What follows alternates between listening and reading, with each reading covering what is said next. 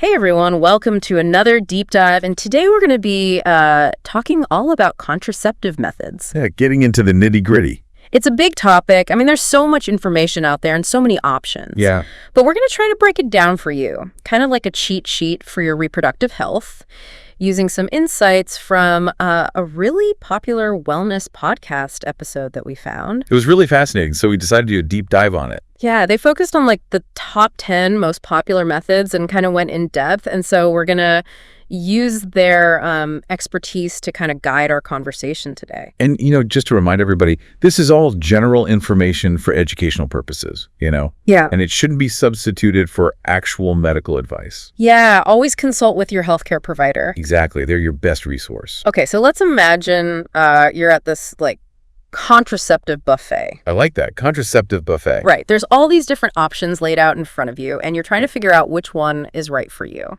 Okay, which one are you going for first? Well, according to this podcast, the number one most popular method is the birth control patch, followed by the shot, then IUDs. Wow, those are pretty common ones. Yep. Then you've got the implant, the pill. The classics. Right. Those are the ones that we kind of all think of first, but then it gets interesting. You've also got the diaphragm, male and female condoms. Oh, yeah, those are important. Fertility awareness methods. Interesting. And even the withdrawal method. Making a comeback, huh? So we've got a lot to unpack here, but before we dive into each method, the podcast made a really important point right at the beginning, and I think it's worth emphasizing. Okay, what is that? Effectiveness. Yeah. Like how well these methods actually work in preventing pregnancy. Because, they all sound good in theory, but in practice, there can be a big difference between perfect use and typical use. Right, because nobody's perfect. Exactly. Like, take the male condom, for example. Okay, classic. With typical use, it's about 85% effective, meaning that out of 100 couples using it, about 15 would likely end up with an unplanned pregnancy. Wow, that many. Yeah, it's more common than you think. But here's the thing. With perfect use, the effectiveness jumps to 98%, meaning only 2 couples out of that 100 would likely experience an unplanned pregnancy. Oh, wow, that's a huge difference. Right. It really shows you how important it is to use a method correctly and consistently. For sure. And it's not just condoms. It's true for a lot of the other methods, too. Yeah. Like the pill, for example. Typical use. About 91% effective, but with perfect use, it's 99%. Those are good odds. Yeah. So really, your personal habits play a huge role in determining how effective a method is for you. Exactly. It's not just about choosing the right method. It's about using it right. And that's why it's so important to talk to your healthcare provider, get all the information you need, and make sure you're using a method that you're comfortable with and that you can use correctly and consistently. Absolutely. And another thing that came up in the podcast a lot was this idea of protection against STIs. Oh, right. That's a big one. Yeah. And some methods do that and some don't. Like condoms, they're great because they protect against both pregnancy and STIs. Yeah, they're like the double whammy of protection. Exactly. So you're kind of getting like a 2-for-1 deal with those. Now, the podcast kind of broke down all the methods into 2 main categories, hormonal and non-hormonal. Okay, makes sense. Let's break down those categories a little bit. All right, so on the hormonal side, you've got the pill, the patch, the implant, the shot, and some types of IUDs. Oh, wow. So there are a lot of options for that. Yeah, and these basically work by releasing hormones into your body that prevent pregnancy. It's like they're mimicking the hormones your body naturally produces during pregnancy, which essentially tricks your ovaries into thinking you're already pregnant. Oh, that's interesting. So they kind of put your ovaries on pause. Exactly. And because they're so effective at preventing ovulation, hormonal methods tend to be very effective overall. Right, that makes sense. But of course, as with any medication, there can be side effects. And you usually need a prescription or a procedure to get them. So it's something to discuss with your healthcare provider to make sure it's the right choice for you. Makes sense. Now, on the flip side, you've got the non-hormonal methods. These include condoms, both male and female, the diaphragm, the copper IUD, fertility awareness methods, and the withdrawal method. Okay, so a lot of variety there too. Yeah, and these methods work in a bunch of different ways, from physically blocking sperm to carefully tracking your cycle. So it's a bit more hands-on, maybe. Yeah, for some of them, definitely. But the big plus is that you're not introducing any hormones into your body, so you avoid those potential systemic side effects. Oh, that's nice. And of course, as we mentioned earlier, condoms offer that awesome STI protection as well. But of course, there are trade-offs. Right, there always is. Non-hormonal methods can be less effective overall, and some require more diligence and planning on your part. So it's all about finding the right balance for you. Okay, I'm excited to dig into the details of each method now. Me too. I'm kind of intrigued by some of the less common ones, like fertility awareness. It sounds like it requires a lot of self-awareness and careful tracking. Yeah, it's like being a detective for your own body, looking for those little clues about your fertile window. I love that analogy.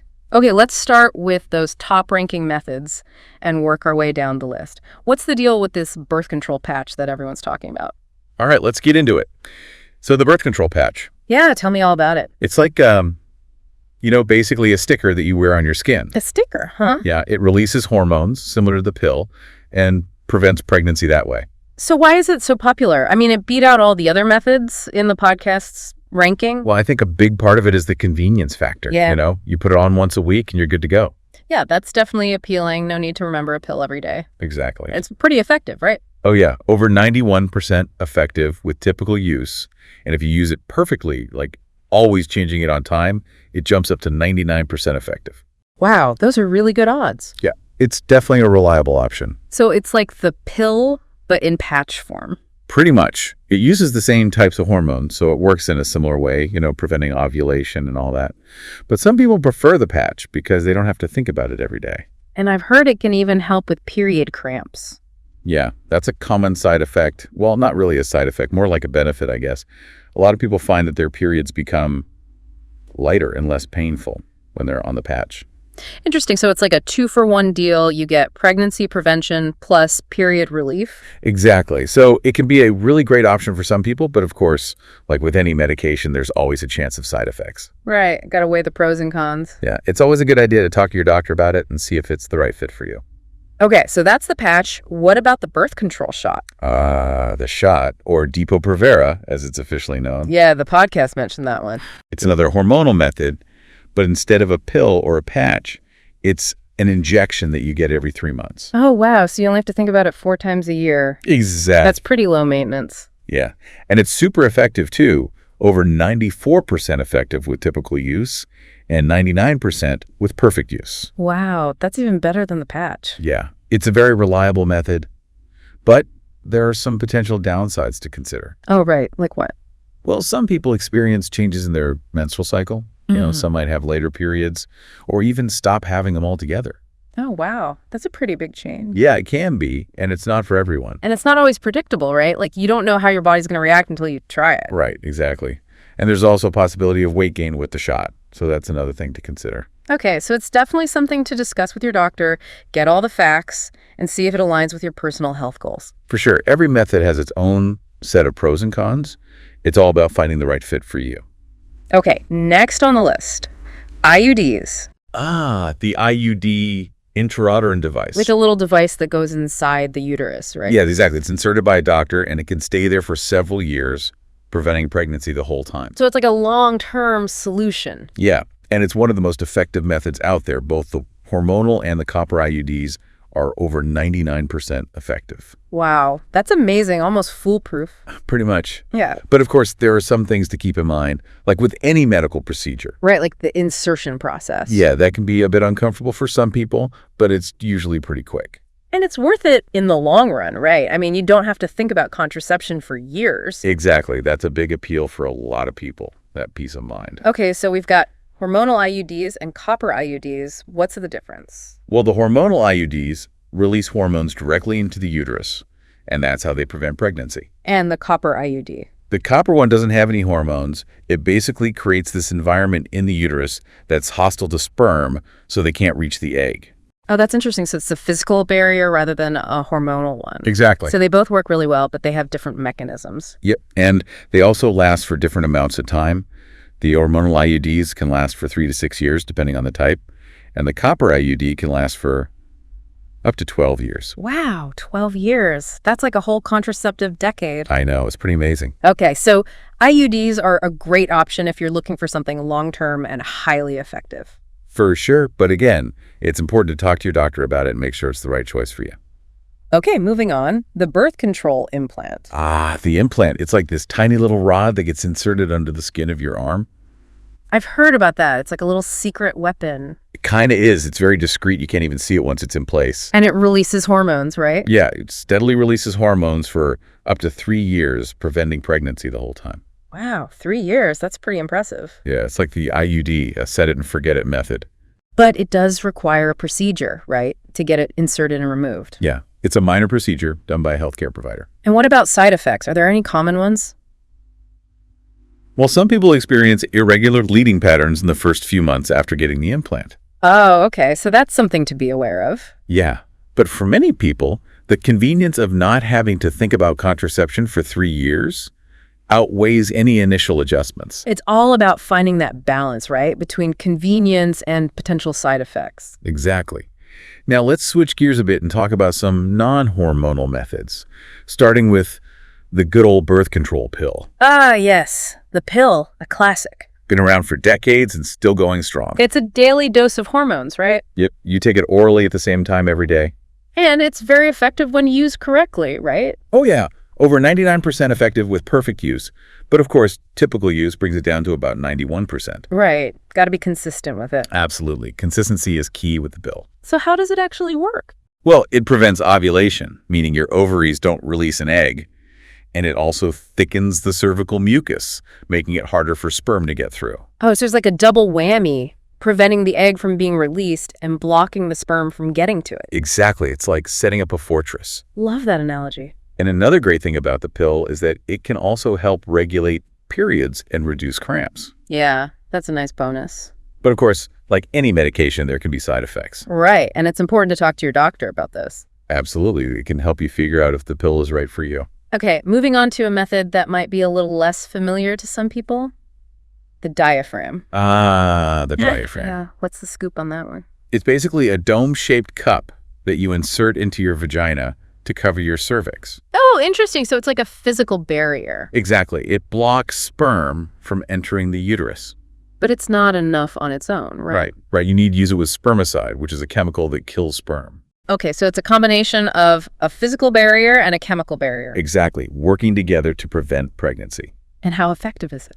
With typical use, it's about 88% effective. Not quite as high as some of the other methods. Right. It's not the most effective method out there, but Yeah. it can be a good option for some people. What are the pros and cons? Well, on the plus side, it's hormone-free, and it can be reused. You just have to wash it after each use. Oh, that's kind of cool, like a reusable contraceptive. Yeah, and it can last for up to 2 years, so it can be cost-effective in the long run. But there are some downsides, right? Yeah, it does require fitting by a healthcare provider to make sure you get the right size. Oh, okay, so it's not something you could just buy off the shelf. Right, and you have to learn how to insert it correctly, which can take some practice. So it's not the most convenient method. Not necessarily, but again, it's all about finding what works best for you. Okay, on to a method that everyone knows about. Condoms. Ah, yes, the trusty condom.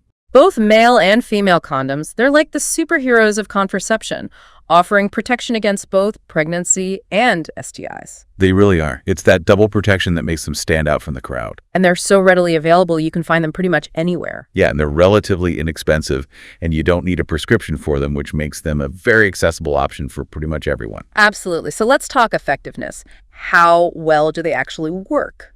Well, the male condom, with typical use, is about 85% effective. But with perfect use, it jumps up to 98%. Okay, so again, that consistency factor is really important. It really is. You have to use them correctly and every single time to get that higher level of protection. And what about female condoms? Those are a bit less effective, around 79% with typical use. Still better than nothing, but definitely not as high as the male condom. Right. But they're a great option for people who can't or don't want to use male condoms, or for couples who want an extra layer of protection. Yeah, it's all about options, right? Finding what works best for each individual or couple. Exactly. So condoms, they're convenient, accessible, and they offer that crucial dual protection. What's not to love? Okay, on to a method that requires a bit more, let's say, self-awareness. Fertility awareness-based methods, or FABMs for short. Yes, FABMs, the natural family planning methods. So tell me, what's the gist of these methods? Basically, it's all about tracking your menstrual cycle to figure out when you're most fertile, when you're most likely to get pregnant. So it's like being your own body detective. Exactly. You're looking for clues about your fertile window. And how do you actually do that?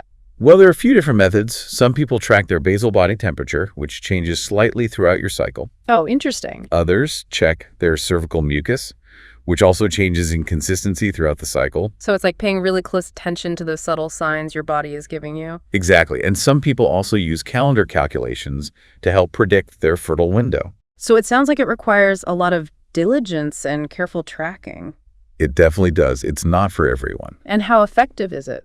When done correctly, FABMs can be quite effective, but it really depends on the individual and how consistent they are with their tracking. Right, because if you miss a day or two of tracking, you could easily miss your fertile window. Exactly. So it requires a high level of commitment and attention to detail. Okay, so it's definitely not the most foolproof method, but it can be a good option for people who are really in tune with their bodies and who are willing to put in the effort. Yeah, and some people choose FABMs for religious or personal reasons, if they don't want to use hormonal methods or barrier methods. Right, it's all about finding what aligns with your values and beliefs. Exactly. Right. And finally, let's talk about the withdrawal method, the one that's always surrounded by a bit of controversy. Yes, the withdrawal method, also known as pulling out. Right. And it's important to note that it's not the most reliable method. Yeah, the podcast really emphasized that. It requires impeccable timing and a lot of self-control, which can be difficult in the heat of the moment. And there's always that risk of pre-ejaculate, right? Exactly. Pre-ejaculate is the fluid that's released before ejaculation, and it can contain sperm, so even if you pull out perfectly, there's still a chance of pregnancy. So it's definitely not a foolproof method. Not at all. It's actually one of the least effective methods out there. And it offers no protection against STIs. None whatsoever. So it's really not a good option if you're concerned about STIs. So the podcast basically recommended that if you're going to use the withdrawal method, you should combine it with another method, like condoms. Exactly. That way you're getting a higher level of protection against both pregnancy and STIs. So it's like a backup plan for your backup plan? Kinda. Yeah, it's not ideal, but it's better than relying on withdrawal alone. Okay, so we've covered a lot of ground here. We have. It's been a contraceptive marathon. From the most popular to the least popular, from hormonal to non-hormonal, from barrier methods to natural family planning. We've explored it all. But at the end of the day, the most important thing is to choose a method that's right for you, that you feel comfortable with, and that you can use consistently. Absolutely. It's about taking control of your reproductive health and making informed decisions that align with your lifestyle and your values.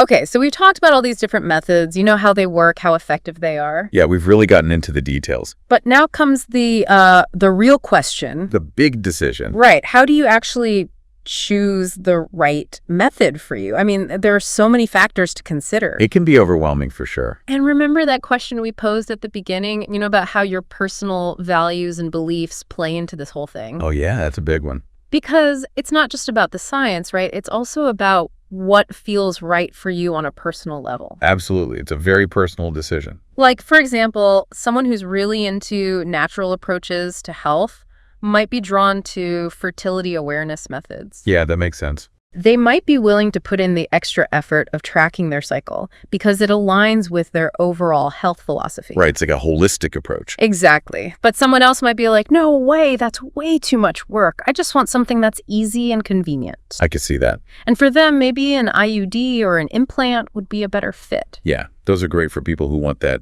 set it and forget it kind of thing. Right. And then you've got religious or cultural beliefs that can play a role too. Oh, yeah, for sure. Some religions have very specific teachings about family planning. Right. And those beliefs are deeply personal and should be respected. Absolutely. So it's not just about the practicalities, the effectiveness, the side effects. It's also about those deeper values and beliefs that shape who we are. It's about finding a method that aligns with your whole self, not just your physical needs. Exactly. And that's why it's so important to have open and honest conversations with your partner if you're in a relationship. Communication is key. Yeah, talk about your expectations, your comfort levels, any concerns you have. It's a team effort, making this decision together. Right. And don't forget about your healthcare provider. They're an amazing resource throughout this whole process. Oh, yeah, they're there to help you. They can provide unbiased information, answer your questions, and help you weigh the pros and cons of each method based on your unique circumstances. So it's like having a personal guide through this whole contraceptive jungle. Exactly. So to all our listeners out there, we hope this deep dive has been helpful, informative, maybe even a little bit empowering. Yeah, knowledge is power, right? Absolutely. By understanding all your options and taking the time to really think about what's important to you, you're taking control of your reproductive health. And there's no right or wrong answer here. It's all about finding what feels right for you. Exactly. What matters most is that you feel good about your choice and that you can use your chosen method consistently and confidently. And remember, this is just the beginning of your contraceptive journey. Yeah, keep researching, keep asking questions, keep advocating for your own health and well-being. And don't be afraid to talk to your healthcare provider. They're there to help you every step of the way. Thanks for joining us on this contraceptive adventure. We hope you learned a thing or two, and hey, maybe you even know more about contraception than the average person on the street now. That's something to brag about. Right. So go out there, be informed, be empowered, and make choices that feel good for you. And we'll catch you on the next deep dive. Bye, everyone. Bye.